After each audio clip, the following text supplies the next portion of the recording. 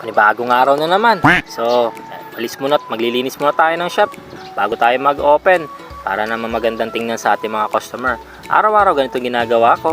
Kailangan mo magsikap para sa kinabukasan kasi hindi lahat ng panahon ay malakas tayo. So, kailangan mong mahalin kung anong meron ka, magtiyagaan at magdasal para may bigay sa iyo ang gusto mong makamit sa buhay. Nagsimula rin ako sa maliit na negosyo, kaya marami rin ako pinagdaanan. Kaya pinipilit kong itaguyod kung ano man ang meron ako ngayon. Kasi hindi ganun kadali ang buhay. Ang hirap kitain ng pera sa araw-araw. Mga panahong iginagapang ko at nilalabanan ko mga pagsubok. Sige lang, kayod lang ng kayod. Laban lang tayo. Yung mga panahon na feeling mo ay nahihirapan ka na, ganito lang gawin mo.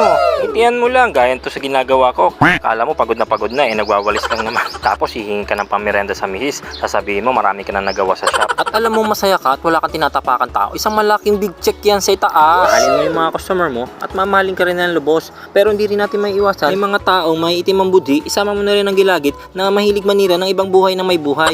Kaya sinasabi ko na lang, inggit pikit, puwet na malagkit. Kung saan na napupunta itong sinasabi ko. Pero yung winawalis ko ay hindi man na matapos-tapos. Gusto ko kasi maging malinis, maayos, bago pumasok ang unang customer ko. Kasabihan nga tayo na the first impression last. Kaya nga aking customers tuwang-tuwa pag pumapasok agad sila eh. Maligalig nilang sinasabi na, "Kuya, may freebies ba kayo?" Papasagot na lang ako kung kopi ba or tea.